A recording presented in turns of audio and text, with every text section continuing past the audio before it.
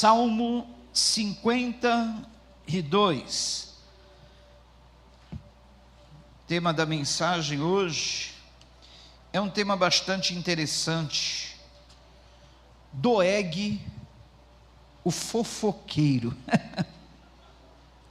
Doeg, quem já ouviu falar de Doeg na Bíblia? Algumas pessoas, pouquíssimas pessoas já ouviram falar desse personagem interessante chamado Doeg, o maior fofoqueiro da Bíblia. As mulheres levam injustamente uma fama, né? Vocês sabem que as mulheres injustamente levam fama de fofoqueiro, é injusto, porque na Bíblia, o maior fofoqueiro foi um homem, não foi uma mulher. E eu digo que foi esse homem, o maior fofoqueiro da Bíblia, porque por causa de uma fofoca dele, morreram mais de 85 sacerdotes, homens de Deus, por causa de uma fofoca. E muitos, numa cidade, foram prejudicados por causa dele.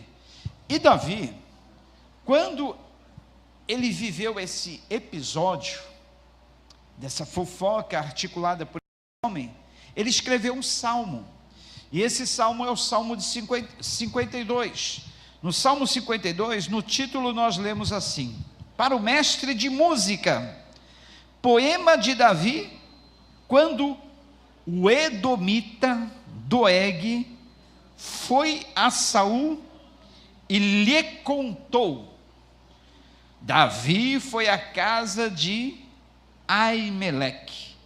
Então, esse Doeg foi o fofoqueiro que correu até o rei Saul e falou: olha, eu tenho uma quentinha para você, eu tenho uma novidade boa que você vai gostar.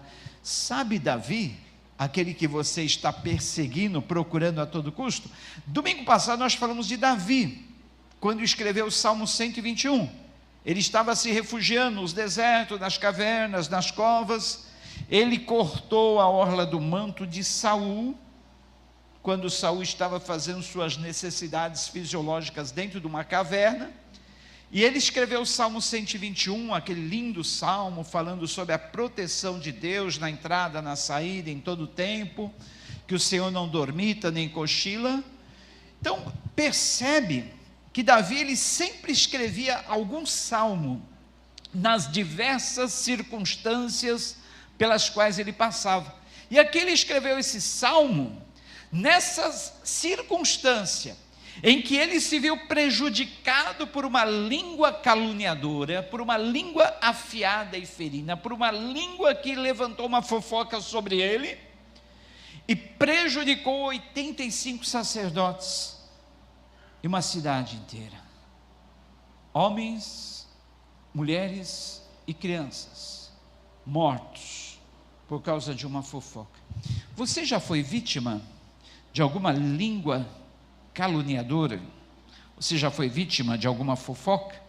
Se você já foi, eu creio que todos aqui já foram, em algumas circunstâncias da vida, você sabe do que eu estou falando. Isso causa uma revolta, isso causa uma indignação, isso causa dor, isso causa transtornos psicológicos, emocionais, é um estrago.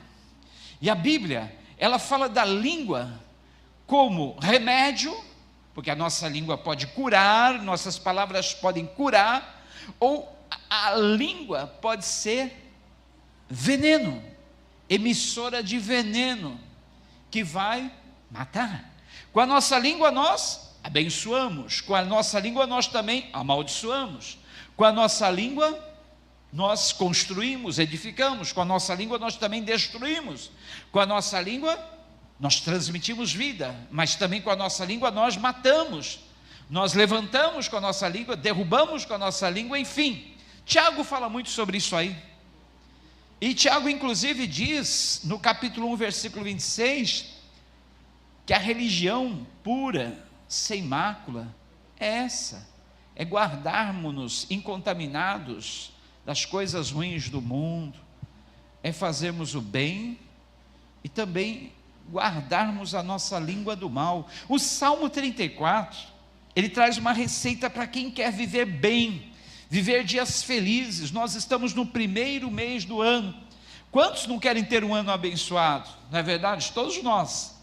E o Salmo 34, ele nos dá a receita. Quem quer viver a vida bem e ver dias felizes? Primeira receita que o salmista dá: guarda a tua língua do mal e os teus lábios de falarem fraudulentamente, maldosamente. Salmo 52 então diz assim: por que você se vangloria do mal e de ultrajar a Deus continuamente, ó homem poderoso? A sua língua trama destruição, é como navalha afiada, cheia de engano. Você prefere o mal ao bem, e a falsidade em lugar da verdade. Você ama toda palavra maldosa, ó língua mentirosa. Saiba que Deus o arruinará para sempre. Ele o agarrará e o arrancará da sua tenda. Ele o desarraigará da terra dos vivos. Os justos verão isso e temerão, e rirão dele, dizendo: veja só o homem que rejeitou a Deus como refúgio, confiou em sua grande riqueza e buscou refúgio em sua maldade. Mas eu sou como uma oliveira que floresce na casa de Deus. Confio no amor de Deus para todo sempre. Para sempre te louvarei pelo que fizeste. Na presença dos teus fiéis proclamarei o teu nome, porque tu és bom. Oremos, queridos. Senhor, obrigado pela tua palavra reconfortadora, pela tua palavra edificadora, pela tua palavra bondosa, que é como um remédio para nós. Fala conosco, que nada venha atrapalhar ou impedir o teu recado de ser entregue nesta noite. Nós entregamos a ti, nos entregamos nas tuas mãos, pedindo a tua misericórdia. Amém. Queridos, uma pesquisa realizada por uma empresa americana de recrutamento, ela chegou à conclusão que a fofoca no ambiente de trabalho consome nada mais, nada menos do que 65 horas de trabalho por ano de cada funcionário, e é o principal motivo de falta de motivação no ambiente corporativo. Queridos, olha só que pesquisa interessante essa que os americanos fizeram. Cada funcionário de uma empresa gasta, em média, 65 horas por ano fazendo fofoca. Se isso ocorre no ambiente de trabalho, vamos trazer para todo e qualquer ambiente. Qualquer pessoa, em qualquer lugar, num período de 8 horas por dia, irá fofocar 65 horas por ano. Horas? Isso, 65 horas de trabalho. Devia ser descontado dos funcionários, né? No final do ano, ou no final do mês, devia vir um desconto. Desconto por horas e minutos perdidos em fofoca. Seria justa essa lei? Bom, não vamos dar a ideia não. Então, mas o que é a fofoca? É algum comentário pejorativo, em que você diminui a outra pessoa, em que você fala coisas maldosas, negativas sobre essa pessoa, quando essa pessoa não está presente.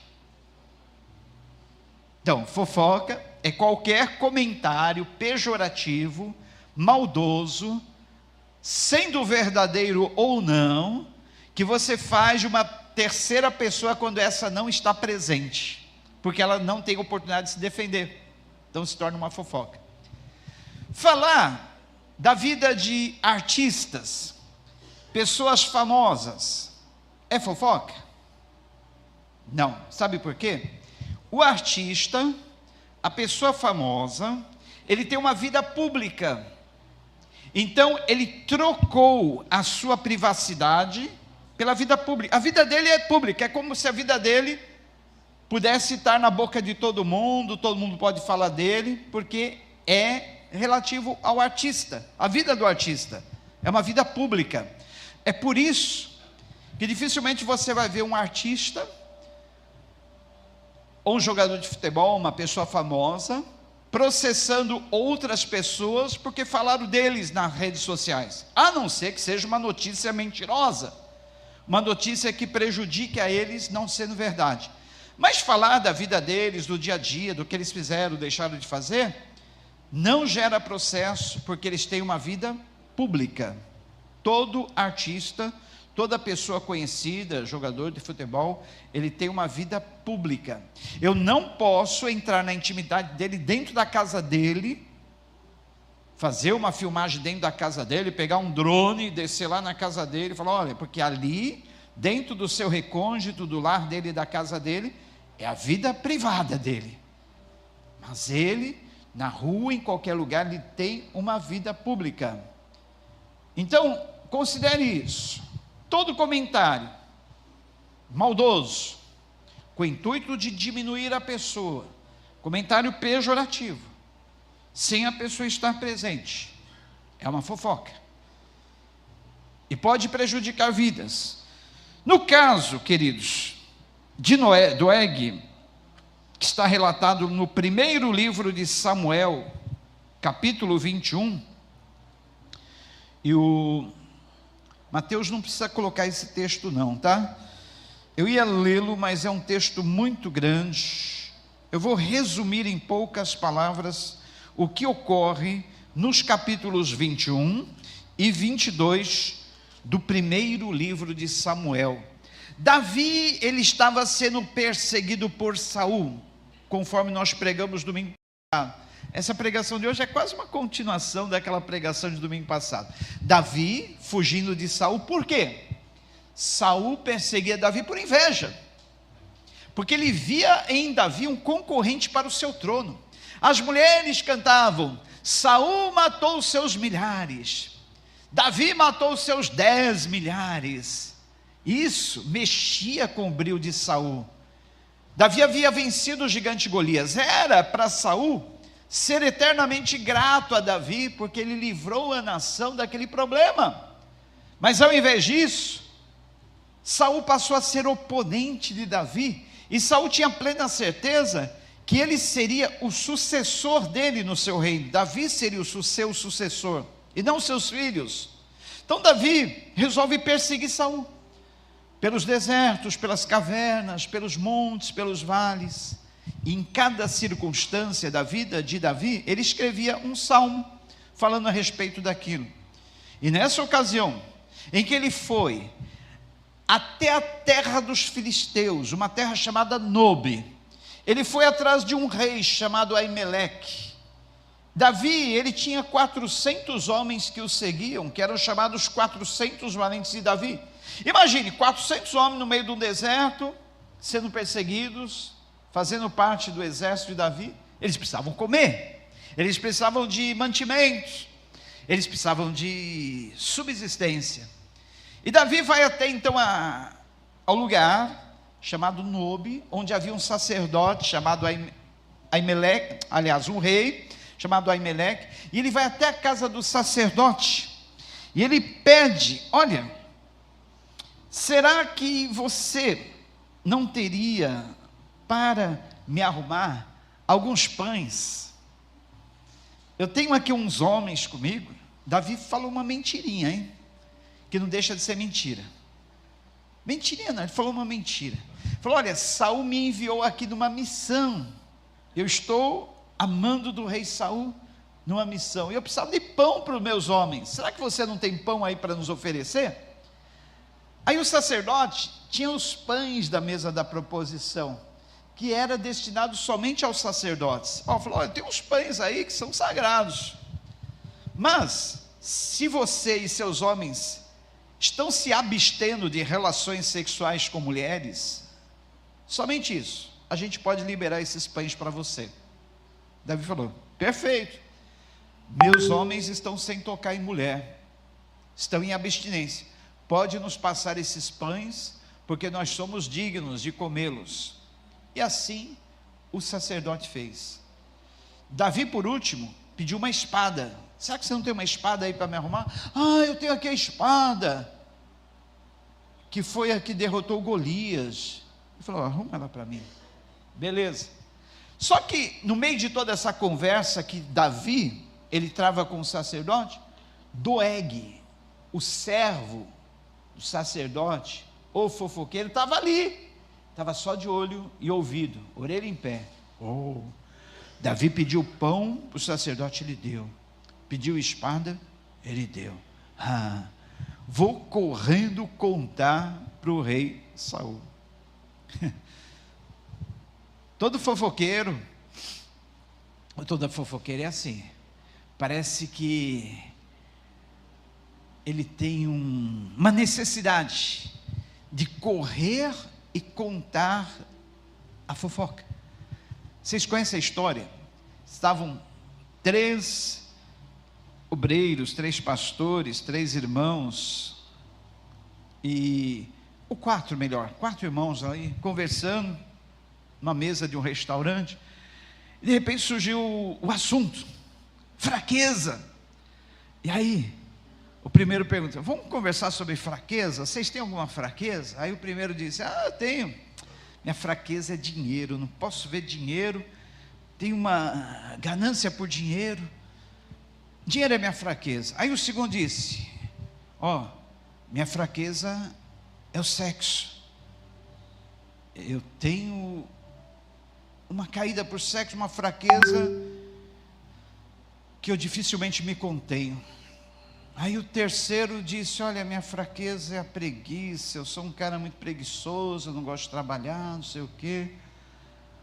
Aí perguntaram para o quarto homem da mesa: e você? Você não falou sobre a sua fraqueza? A minha fraqueza, infelizmente, é a língua. Eu tenho uma língua fofoqueira, e eu vou correndo daqui contar para todo mundo o que vocês me contaram. Então é assim, o fofoqueiro, ele tem essa necessidade de contar aquilo que ele vê, aquilo que ele ouve.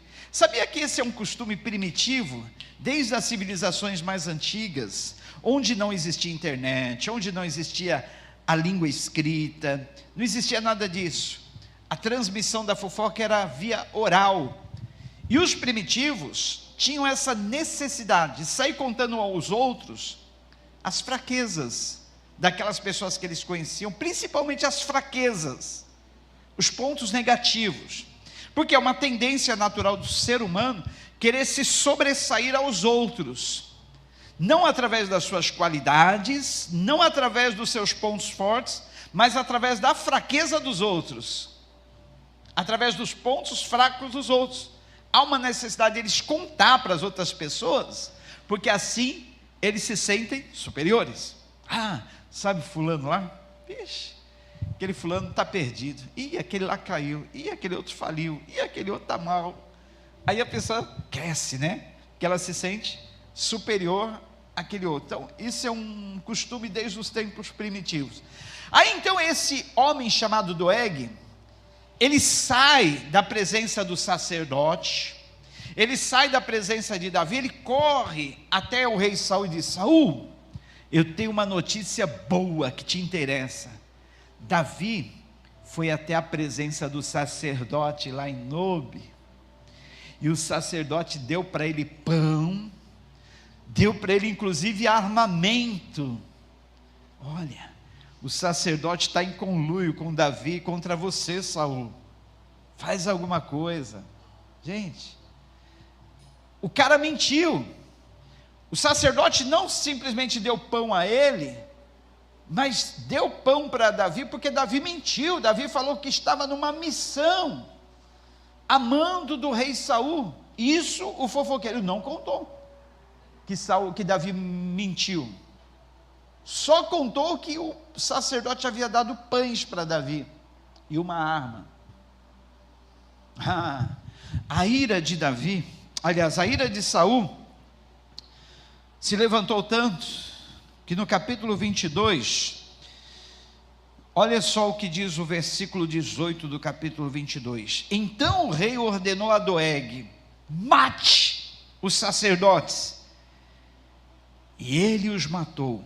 E naquele dia matou 85 homens que vestiam túnica de linho. Além disso, Saul mandou matar os habitantes de Nobe, a cidade dos sacerdotes, homens, mulheres, crianças, recém-nascidos, nem os animais escaparam. Ora, bois, jumentos e ovelhas. Que estrago! E foi o próprio fofoqueiro que foi encarregado de matar, fazer essa carnificina de 85 sacerdotes, homens, mulheres, crianças, recém-nascidos, bois, jumentos e ovelhas. Praticamente uma cidade inteira foi morta por causa da fofoca de um homem. E o próprio fofoqueiro foi o encarregado de matá-las. Quer dizer que a nossa língua pode matar. Uma certa vez, uma mulher ouviu uma notícia falsa de uma vizinha e saiu falando para a vizinhança toda: sabe a fulaninha lá? Aquela fulana, ela está de caso com uma pessoa. O marido sai para trabalhar de manhã e vem lá o tal do cara lá, e entra na casa dela e fica lá o dia todo. Aquilo era uma notícia falsa, porque o tal que ia na casa da mulher era irmão dela, irmão de sangue, estava passando uns dias lá, e ela espalhou para a vizinhança toda que a sua vizinha estava traindo o marido. Aí depois que ela descobriu que aquela notícia era falsa, ela falou: ixi, que estrago que eu fiz. A mulher ficou mal falada na rua toda, de ponta a ponta. Aí ela foi conversar com o pastor, falou: olha, eu errei, falei mal da minha vizinha, eu divulguei uma notícia que não era verdadeira. O que eu posso fazer para me consertar? Aí o pastor falou para ela: amanhã você vai numa avícola, você compra uma galinha e traz aqui para mim. Aí a mulher foi, comprou a galinha, trouxe lá para o pastor. Falou: o que o pastor vai fazer com uma galinha? O que isso vai resolver o problema que eu causei? Falou: depene essa galinha, tire todas as penas. Tirou. Aí falou: agora coloque num saco. Tá. Sai pela rua, sai jogando essas penas. E depois de 2 horas você tenta recolher todas as penas que você jogou. E veja se consegue. Mas falou: olha, depois de 2 horas eu fiz o que o senhor mandou, não consegui recolher nem 1/10 das penas que eu joguei pela rua. Está vendo? É assim. A fofoca que a gente fala, ela vai correr, ela vai voar longe. E como corre, né? Notícia ruim, corre que é uma beleza. Se alguma pessoa fez algum feito bom, algum feito elogiável, é difícil aquela notícia ir adiante. Mas se é uma coisa negativa na vida da pessoa, como corre, né? Notícia ruim corre, beleza, vai longe, ultrapassa todas as fronteiras e limites. E isso, queridos, mostrou para aquela mulher que é impossível você propagar uma má notícia, algo que denigre alguém, e depois tentar consertar o erro. Não dá, porque é como penas voando para longe que você não consegue tomar de volta, você não consegue recolher. Tem um texto, queridos, que eu quero ler para vocês, esse eu faço questão de ler, e vou pedir também para o Mateus colocar aí, está no livro de Provérbios, Provérbios capítulo 6, os versículos 16 a 23, Provérbios 6, 16 a 23, olha só que interessante, queridos, o texto fala que existem 6 coisas que o Senhor odeia, e uma 7ª que ele detesta.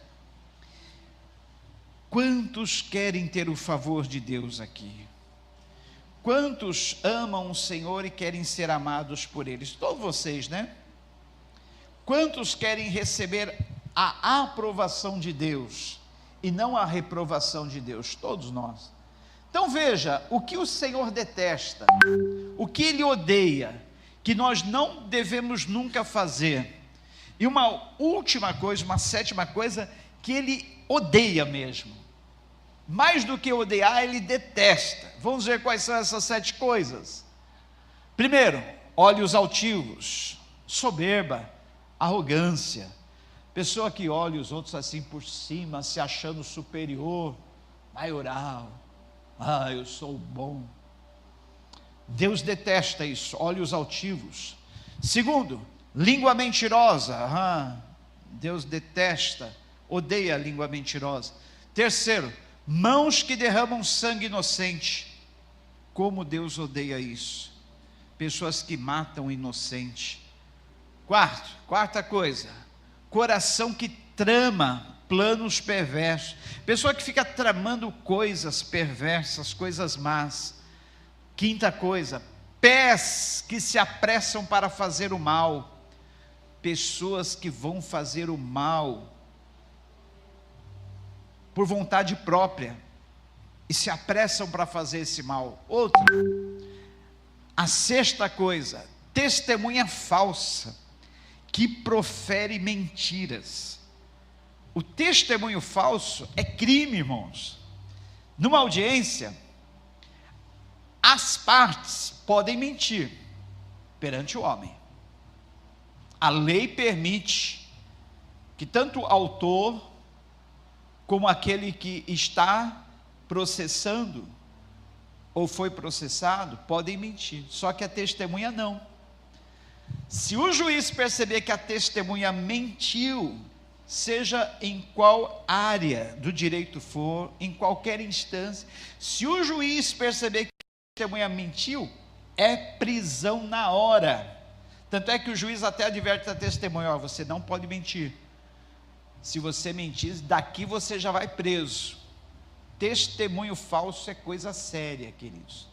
E se nem a justiça humana, nem o homem perdoa ou tolera uma testemunha falsa, quanto mais Deus, né? Testemunho falso. Essas são as 6 coisas que Deus odeia. E a sétima, que Ele detesta, em outras traduções está, que Ele abomina.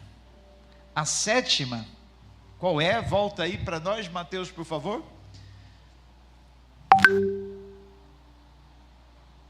23, 6. É isso mesmo? 6:16. 19. É isso aí. Testemunha falsa que profere mentiras. E a sétima coisa que Ele detesta, abomina, é aquele que promove ou provoca discórdia ou contenda entre irmãos. O que é isso, pastor? É assim, vamos supor, eu vou pegar quem está mais perto aqui. É algo que eu sei que nunca vai acontecer entre elas, que são muito amigas, né? Uma considera a outra como mãe e filha. Eu chego para Letícia e falo: Letícia, vem cá, olha, Letícia, sabe, eu sou teu amigo, né, Letícia? Mas eu tenho algo para te dizer. Não é por maldade não, mas sabe que a Deise falou coisas horríveis de você, e eu não poderia deixar de falar, porque eu sou teu amigo. Amigo? Amigo da onça. Eu sou teu amigo, então olha, você precisa ficar de olho na Deise, ela está falando coisas horríveis sobre você. A Letícia, que tinha chegado aqui com aquele sorrisão, na mesma hora o semblante dela decai. Na mesma hora o dia para ela acabou. Fala: poxa, eu não esperava isso da Deise. Deise é minha amiga, eu considero como mãe. Por que a Deise está fazendo isso comigo? Por quê? Vocês acham que eu fui amigo dela, mesmo que a Deise tenha falado e eu tenha visto, ouvido? Você acha que eu fiz bem em ter falado para ela? Fiz nada. Eu causei uma discórdia entre as duas, eu causei uma contenda entre as duas, eu separei as duas, mesmo a Deise estando falhando assim. A minha atitude correta era chamar: Deise, Você está falando mal da Letícia, Deise? Não faz isso não, a Letícia é uma boa menina, não faz isso não, Deise. Você já sabe, você tem certeza que isso é verdade? Não quero saber, não faz isso não. Essa seria a minha atitude correta. E nunca ter chegado nela, na Letícia, e ter falado. Acabei com o dia da Letícia, acabei com a amizade das duas. Agora, quando a Letícia encontrar a Deise na rua, em qualquer lugar, a Deise vai vir toda contente, abraçando, né? A Letícia vai ficar dura, assim, ó. O que você tem, Letícia? Nada. Talvez nunca mais vão ser amigas. Talvez a Deise nem vai saber por quê. Talvez vai desconfiar que alguém falou para ela. Mas a amizade entre as duas nunca mais vai ser a mesma. Por causa de quem? Por minha causa. Porque eu provoquei essa contenda entre as duas irmãs. Eu provoquei essa discórdia. Isso é uma coisa que Deus abomina, detesta, tem mais do que ódio. Então, tomemos cuidado, que às vezes a gente pensa que está fazendo bem para a pessoa, contando o que outra falou dela, o que outra fez para ela, e na verdade não estamos. Estamos sendo detestáveis para Deus, e isso nós temos que ter o maior cuidado. Sócrates, o filósofo, viveu antes da vinda do Senhor Jesus, lá na Grécia, no tempo dos filósofos. Ele tinha um hábito de utilizar 3 peneiras quando alguém viesse lhe contar alguma coisa. Então alguém chegava para Sócrates e dizia: Sócrates, eu tenho algo a falar sobre fulano de tal. Na mesma hora Sócrates já ficava sério e falava: ó, você pode me falar o que você tem a dizer a respeito de tal fulano, mas antes eu preciso submeter aquilo que você tem a me falar e passar pelo teste das 3 peneiras. Que 3 peneiras? A peneira da verdade, a peneira da bondade e a peneira da necessidade. Vamos lá então? Posso submeter esse teste em você? Primeira peneira, peneira da verdade. O que você tem a me falar sobre fulano é absolutamente verdade?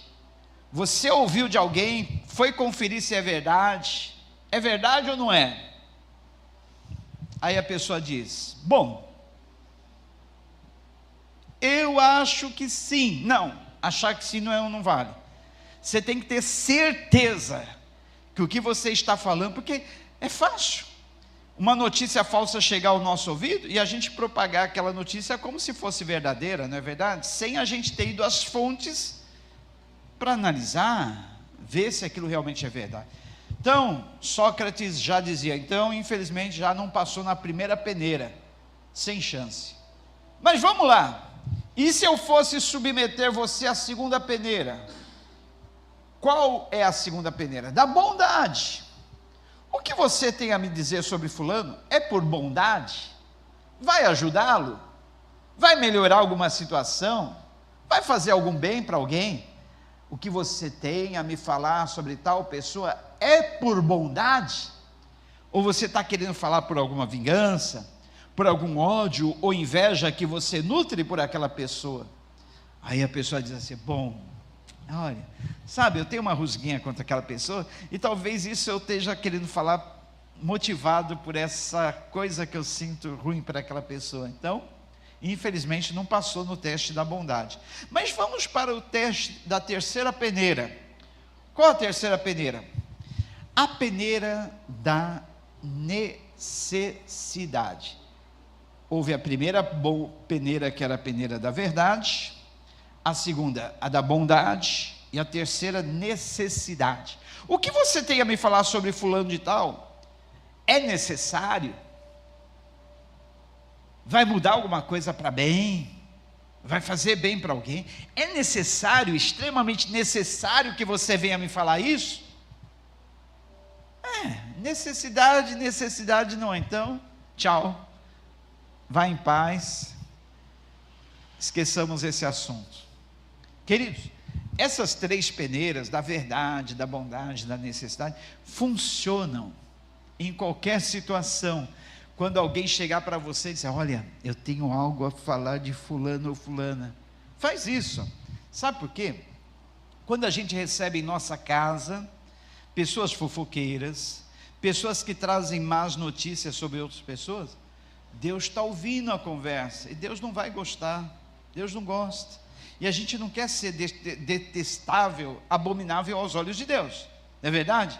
Então, se você quer um ano de 2025 abençoado, faça um propósito de não deixar a fofoca entrar na tua casa, não entrar no seu local de trabalho. Se você for falar de alguém, fale os pontos bons dessa pessoa, fale sobre as virtudes de tal pessoa, fale coisas agradáveis. A Bíblia, em Colossenses, Efésios, olha, esse mesmo texto está tanto na carta que Paulo escreveu aos Colossenses, como Efésios, fala sobre falando entre vós com salmos, hinos, cânticos espirituais. Isso resulta em quê? Enchimento do Espírito Santo. Nós somos cheios do Espírito. Quando eu era de uma determinada denominação, na minha juventude, eles ensinavam muitas vezes que para a gente ser cheio do Espírito Santo, a gente tinha que ir para as vigílias, para as reuniões de oração longa, e ficar lá o tempo todo: glória, glória, glória, glória, glória, glória, glória, glória, até a língua enrolar. E quando a língua enrolava, você foi cheio do Espírito, você foi batizado no Espírito, você falou em línguas. Claro, muitas vezes, de tanto ficar glória, glória, tem uma hora que a língua enrola, né? Mas eu tinha um discernimento. Quando eu ia muito para as vigílias, em busca do enchimento do Espírito Santo, e aí eu ficava às vezes lá 1 hora de joelho, 2 horas lá fazendo glória, glória, glória, e 1 hora enrolava a língua, alguém chegava na minha cabeça, orava, falava: pronto, foi batizado. Eu falei: não fui não, minha língua enrolou, mas estou normal, não recebi nada. Mas um dia, queridos, foi inconfundível. Eu fui num congresso de jovens, e eu fui à frente para receber a oração, quando o pastor chamou, me ajoelhei na plataforma, não tinha ninguém para pôr a mão na minha cabeça, graças a Deus, porque eu podia dizer: olha, foi porque fulano pôs a mão na minha cabeça, eu fiquei emocionado. Não houve nada, só dobrei o joelho e orei, eu pedi assim: Senhor, eu sou muito tímido, eu tinha naquela época 20 anos, estava entrando no seminário, tímido, não conseguia falar em público, não conseguia testemunhar, evangelizar. Eu falei: Senhor, eu sou muito tímido, não sei falar. Estava aqui em Jeremias: não passa uma criança, eu sei que tu tem uma obra comigo. Vem tanto irmão, irmã dizendo, profeta dizendo que eu vou ser um pregador, que eu vou falar para as nações. Senhor, não tem condições, eu preciso ser cheio do teu Espírito, porque só assim eu vou poder cumprir essa missão. Gente, quando eu comecei a dizer: eu preciso, Espírito Santo, eu preciso ser cheio para cumprir essa missão, gente, um calor como um fogo percorria o meu corpo, ondas assim de uma coisa indescritível. Na mesma hora, eu já não estava mais falando o idioma natural, estavam saindo palavras ininteligíveis, que eu sabia que era o Espírito Santo ali me concedendo, não era eu que estava enrolando a língua. Eu nem fiquei glória, glória, glória, eu só orei, falando: Senhor, eu preciso ser cheio do teu Espírito Santo, para poder testemunhar, para poder falar, pregar sem timidez, com intrepidez. E ali o Senhor veio sobre mim, palavras ininteligíveis saíram da minha boca. Se era outro idioma, não sei. Se era a língua dos anjos, não sei. Só sei que era uma língua que eu não entendia, e que as outras pessoas também não entendiam.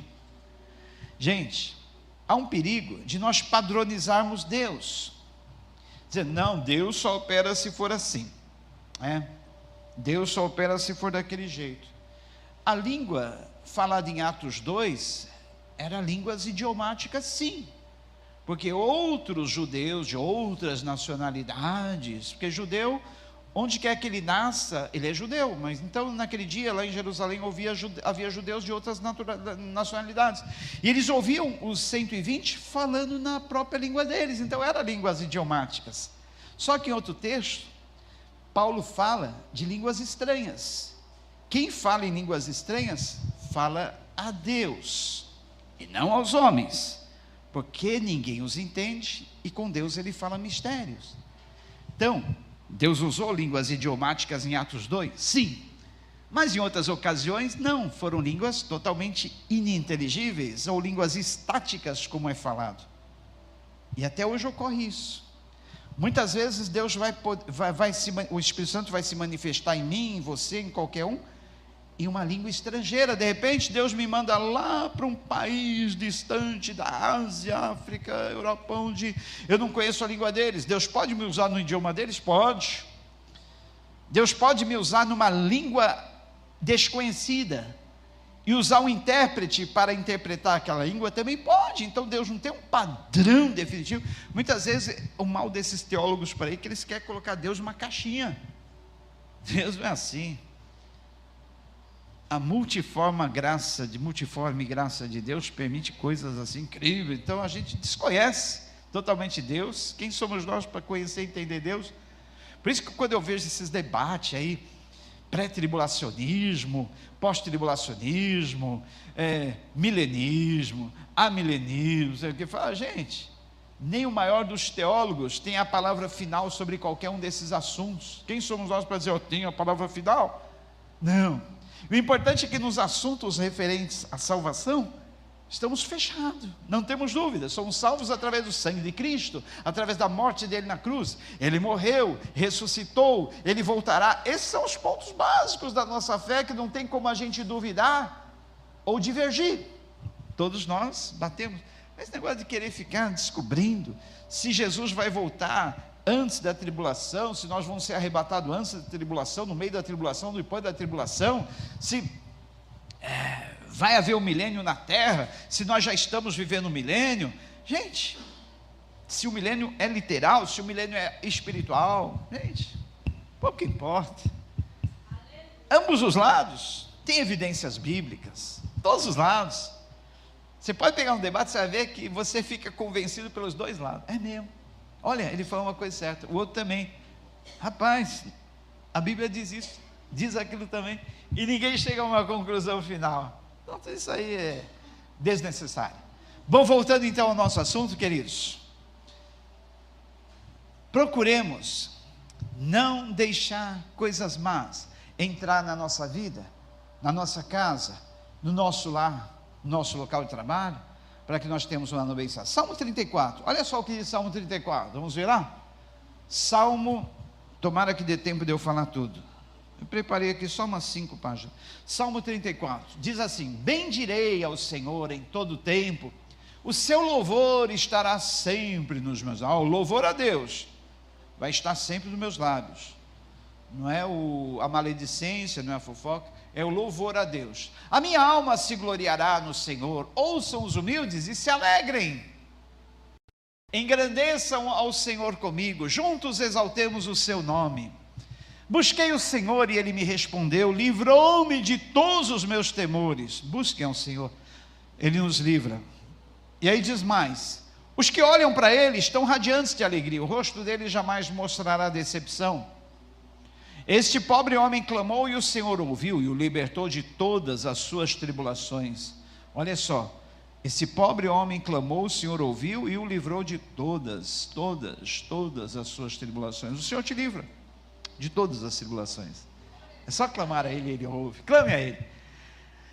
O anjo do Senhor acampa ao redor daqueles que o temem e os livra. O anjo do Senhor, já pensou o anjo do Senhor acampado aqui ao nosso redor, pronto para nos livrar, pronto para nos abençoar? E ele pega a gente falando mal do irmão, falando mal de outra pessoa. O que o anjo vai fazer? Opa, tchau, tchau, tchau, não posso ser conivente com isso, tchau, tchau, tchau. Então desculpa, a bênção que eu ia te entregar, eu vou na casa ali da irmã fulano de tal, que ela está lá clamando, que ela está ali orando, que ela está louvando, né? Aqui já não dá mais para me deixar bênção alguma. Já pensou que triste isso, né? Triste. Então vamos lá. Provem e veja como o Senhor é bom. Provem e veja como o Senhor é bom. Bem-aventurado, mais do que feliz, felicíssimo é o homem que nele se refugia. E diz mais: temam ao Senhor, vocês que são seus santos, pois nada falta aos que o temem. Nada falta. Tema ao Senhor, respeite ao Senhor. Nada vai te faltar, pode ter certeza. Diz mais: os leões podem passar necessidade e fome, mas os que buscam o Senhor de nada tem falta, nada tem falta. E aí diz mais: venham meus filhos, ouçam-me, e eu ensinarei a vocês o temor do Senhor. Agora, olha, quem de vocês ama a vida e deseja uma vida longa para ver o bem? Quem de vocês ama a vida? Todos nós. Quem deseja ter uma vida longa e ver o bem? Qual a receita? Guarde a sua língua do mal e os seus lábios de proferir mentiras. Fazendo isso aí, volta ao versículo anterior, por favor. Você vai ter uma vida longa e ver o bem. Olha só. Gente, é difícil, né? A língua, ela dá uma coceirinha. Alguém já disse que a língua é como uma fera indomável. Ela é presa por grossa coleira, que é o pescoço. Ela fica enjaulada entre jaula forte, que é os dentes. Os dentes são uma jaula, o pescoço é uma coleira. Dente é a jaula. E mesmo assim, de vez por outra, ela escapa. É uma tendência, que o homem desde a idade primitiva tem essa tendência de falar mal das pessoas pelas costas. É difícil, é difícil. Tanto é que Tiago fala que o homem que consegue refrear a sua língua, consegue refrear o corpo inteiro. Você sabia que o órgão mais perigoso do teu corpo não é o teu órgão sexual, é a língua? É. Porque Tiago não fala assim, ó, o homem que domina o seu órgão sexual domina o corpo todo. Não. Ele fala, o homem ou a mulher que domina a sua língua consegue refrear o corpo inteiro. Porque a língua é mais perigosa do que o órgão sexual. Muito mais perigosa. E se a gente fazer um exercício, comece com um dia. Amanhã, segunda-feira, dia 21, acho que é dia 21 ou dia 20. Amanhã, dia 20. Eu vou procurar não falar mal de ninguém. Vai vir teste, vai vir provação. Quando você chegar no seu local de trabalho, a primeira pessoa que te encontrar já vai te dizer, olha, fulano ainda não veio, olha, essa daí chega sempre atrasada, prejudica os outros, né? O que ela está fazendo nessa hora, né? Aí você, é mesmo, né? Pronto, já caiu. É terrível, né? O ser humano, como eu disse, ele tem a tendência de falar mal, porque ele acha que falando mal ele vai conseguir melhor interagir com os outros. Então, repare, quando a gente encontra alguém na rua, qual a primeira coisa que a gente fala? Que calor hoje, né? Que calor chato, né? Quando é que vai terminar esse calorão, né? Ou se está chovendo, poxa, tinha que chover logo agora, que chuva chata essa, né, tal, né? Ô chuvinha, que não para. A gente está falando mal da chuva, está falando mal do sol, que é coisa que Deus manda. O sergipano, querido, quando eu estive lá em Sergipe com a pastora Sandra, eu fiquei admirado. Ô terra abençoada que é Sergipe. Tudo que eles plantam, o Joel, Deise, Letícia, Dona Matilde, Neuza, Erilúcia, que já foi lá, sabe, né? O seu Antônio, quem mais já foi em Sergipe? Eu nunca vi uma terra tão abençoada que é, dá de tudo. Quanta fruta lá que eu nunca vi na vida e tem lá. Eu andei por pomares, por lavouras lá, que era a fruta, as coisas dava assim de bobeira na terra, assim brotava de monte. Falei, que terra abençoada, nunca imaginei que Sergipe fosse assim. Eu imaginava uma terra seca, sei lá, sem produção. Aí eu descobri, porque é uma terra abençoada, sabe por quê? Eu nunca ouvi da boca de ninguém lá, eles reclamando da chuva. Sempre que cai alguma chuva, mesmo que estragou o programa de alguém, estragou um passeio, teve que mudar os planos, ele chegava assim e dizia: hoje Deus mandou essa grandeza. Eles falam assim, né? Eles não falam assim: Deus mandou essa grandeza, eu ia em tal lugar hoje, ia fazer isso, mas Deus mandou essa grandeza, amém. Deus mandou essa grandeza, então não falta chuva, e é a chuva que faz a terra produzir. Aí, tem lugares que de tanto o povo reclamar da chuva, Deus para de mandar chuva, e aí vem seca, vem racionamento de água, falta água, fica aquela situação difícil. Então, a água é essencial para a nossa vida, então não podemos reclamar. É claro que por causa da ação do homem, a natureza está descontrolada, que nem essa chuva que deu 2 dias em Camboriú, que não era época de chover tanto, às vezes ficou 1 mês, 2 meses sem chover o suficiente, necessário, aí vem toda a chuva de 2 meses em 2 dias, é claro, vai acontecer alguma coisa, mas não é culpa de Deus. Aquela chuva a gente pode repreender, mas Deus, manda essa chuva embora, porque ela está desregulada, ela não está chovendo corretamente, é por causa da ação do homem na natureza. A natureza, segundo Paulo diz em Romanos 1,18, está como que gemendo, sofrendo, dores de parto, aguardando a vinda do Senhor Jesus. A natureza geme, a natureza chora, a natureza está descontrolada, desorientada pela ação do homem. Mas, queridos, essa tendência de falar mal, sempre achamos que vamos interagir melhor com as pessoas, vamos nos comunicar melhor, sempre falando mal de um terceiro, seja ele pessoa, seja ele o clima, seja o sol, seja a chuva. Isso a gente tem que tentar, pelo menos, corrigir esse hábito. Então, quem quer viver a sua vida feliz, ver dias felizes, guarde a sua língua do mal e os seus lábios de proferir mentira. Seguinte, 14. Os olhos do Senhor estão sobre os justos, e os seus ouvidos estão atentos ao seu grito de socorro. Olha, aproveita que os olhos do Senhor estão sobre ti, que os ouvidos dele estão atentos ao seu grito de socorro. Fale coisas boas. Se não tiver coisas boas a falar, fique quieto. Provérbios diz que até o tolo se passa por sábio quando fica quieto. Até o tolo se passa por sábio. Já viram aquele ditado? Fulano calado é um poeta. É isso que a Bíblia está dizendo em Provérbios. Até o tolo, quando se cala, ele se passa por sábio. Então, sejamos sábios. Aproveitemos que os olhos do Senhor estão olhando para nós, seus ouvidos atentos ao nosso clamor. Vamos falar coisas boas, vamos louvar a Ele, né? Vamos evitar a mentira, a fofoca, porque Ele vai ser favorável a nós. Próximo.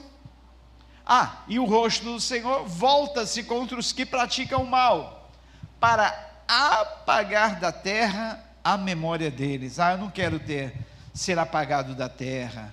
Eu não quero que o Senhor tenha os olhos dele voltados contra mim. Então, procure fazer exatamente aquilo que o Senhor pede e requer de você. Próximo. Os justos clamam e o Senhor os ouve. Ele os livra de todas as suas tribulações. Os justos clamam e o Senhor ouve e os livra de todas as suas tribulações. O Senhor está perto dos que têm o coração quebrantado e salva os de espírito abatido. O justo passa por muitas adversidades, mas o Senhor o livra de todas. Então, gente, não é porque somos justos de Deus que não vamos passar por adversidades. Vamos. O próprio Jó, homem justo, fiel, temente a Deus, passou por aquela série de adversidades. Todos nós passamos. Mas o importante é que o Senhor nos livra de todas. A promessa dele é de nos livrar de todas as nossas tribulações. Glória a Deus por isso, né? O Senhor nos livra de todas as suas tribulações, de todas, não fica uma sem livrar. E diz mais: ele protege os seus ossos, nenhum deles será quebrado. E outra: a desgraça matará os ímpios, mas os que odeiam o justo serão condenados. Estão te odiando sem causa? Estão tramando contra você? Estão te perseguindo? O Senhor vai matar essas pessoas, vai. O Senhor odeia essas pessoas. O Senhor vai te dar livramento. Próximo: o Senhor redime a vida dos seus servos. Ninguém que nele se refugia será condenado. Ninguém. Pode ter certeza. Bom, queridos, uma certa vez, um rabino disse aos seus servos: vão até o açougue, mercado, e tragam o melhor alimento que vocês encontrarem lá. Vão até o mercado, tragam para mim o melhor alimento que vocês encontrarem. Os servos vieram e trouxeram língua de boi. Aqui está o melhor alimento encontrado no mercado. Amém, beleza. Dia seguinte, o mesmo rabino falou aos seus servos: hoje vocês vão no mercado e tragam o pior alimento que vocês encontrarem lá. Que os servos trouxeram novamente? Língua. Aí o rabino falou: mas que estranho, quando eu pedi para vocês trazerem o melhor alimento, vocês trouxeram língua. Quando eu pedi para vocês trazer o pior alimento, vocês trouxeram língua. Então, é aquilo que Tiago diz: a língua pode ser remédio ou veneno, pode matar ou destruir. Aliás, pode matar ou dar vida, pode construir ou destruir, pode edificar ou derrubar.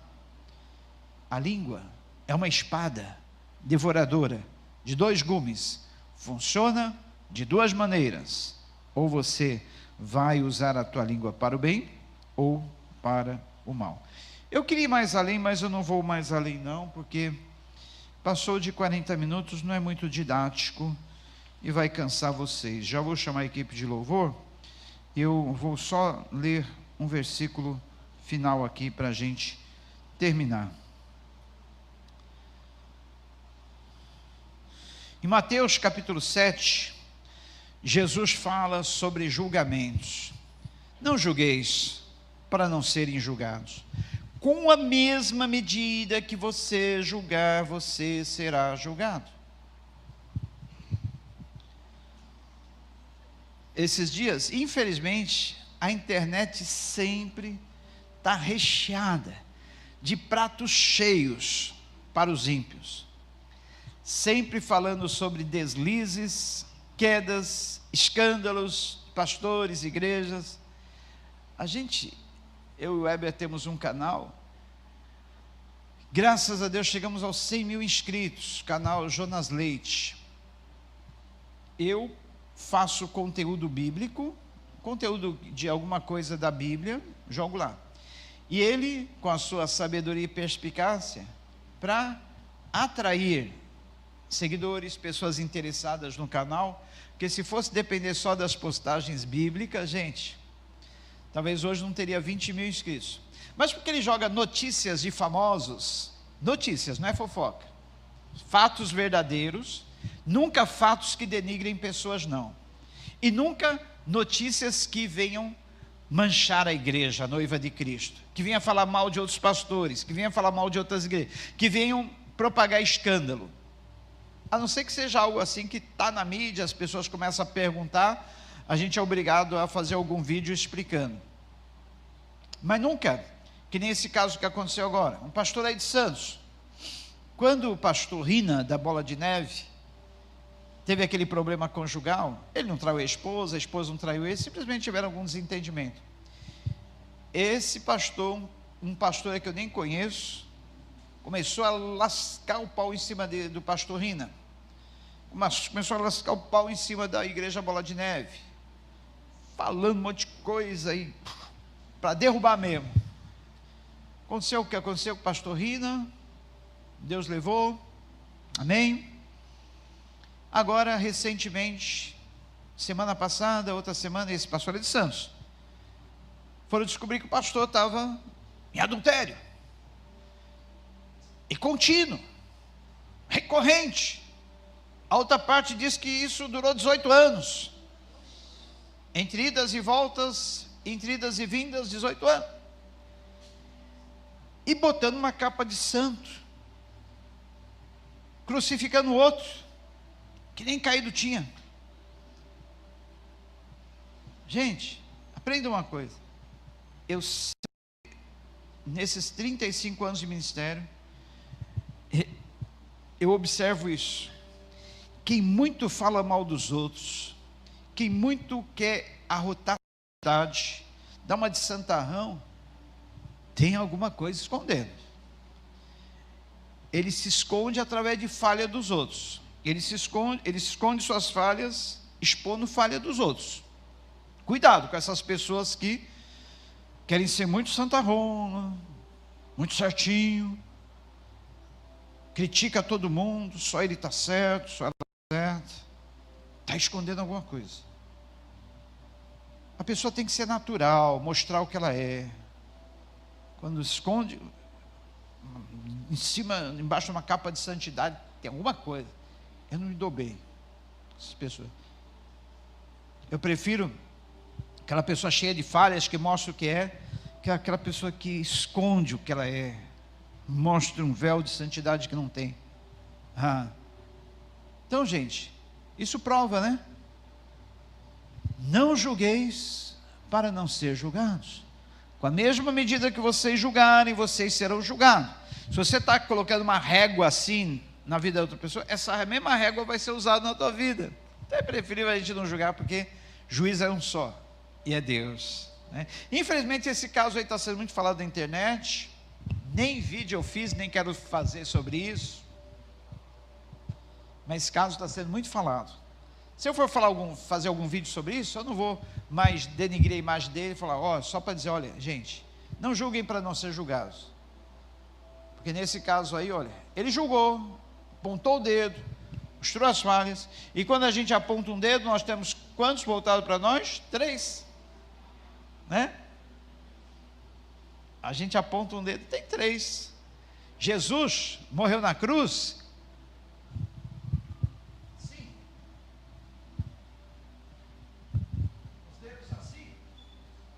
mostrando as falhas dos fariseus, pecadores, saduceus, escribas, sacerdotes. Não, ele morreu de braços abertos, amando, recebendo as pessoas, abraçando a humanidade.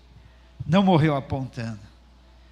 E na cruz ele disse, Pai, perdoa eles, porque eles não sabem o que fazem.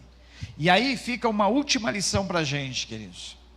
Eu sei que a fofoca dói, a maledicência machuca, quando nós somos alvos, quando nós somos vítimas, isso causa traumas, dores, e muitas vezes até desejo de vingança.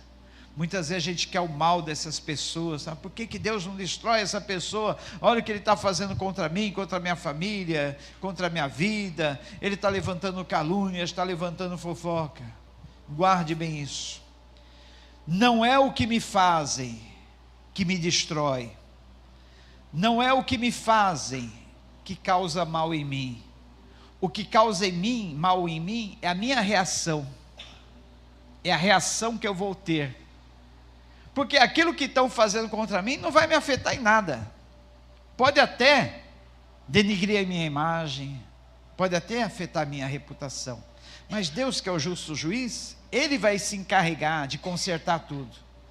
Agora, dependendo da minha reação, eu vou ter o meu dia estragado, eu vou ter a minha saúde estragada, eu vou acabar com a minha vida, eu vou nutrir desejos de vingança, eu vou odiar, eu vou querer fazer o mal, porque a minha reação. Mas se eu reagir corretamente, perdoando, não deixando de amar, querendo o bem daquela pessoa, orando por aquela pessoa, Lembre-se, no caso de Jó, a Bíblia deixa registrado que Deus mudou o cativeiro de Jó, aquela situação que ele estava passando, quando ele orava pelos seus inimigos, os seus acusadores, as pessoas que estavam falando contra ele. Quando ele começou a orar por aquelas pessoas, mudou tudo na vida deles. Deus virou o cativeiro dele e deu tudo em dobro para ele. Gente, olha como isso funciona, como é difícil, hein?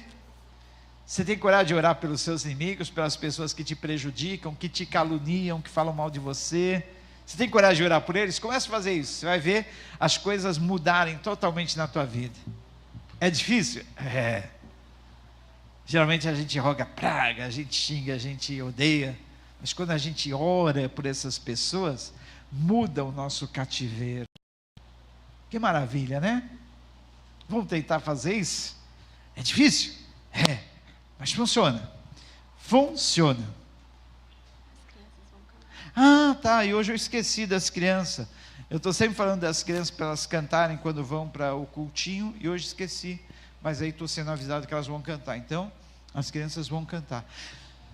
Ah, gente, eu queria falar mais, mas não dá mais, o tempo já acabou.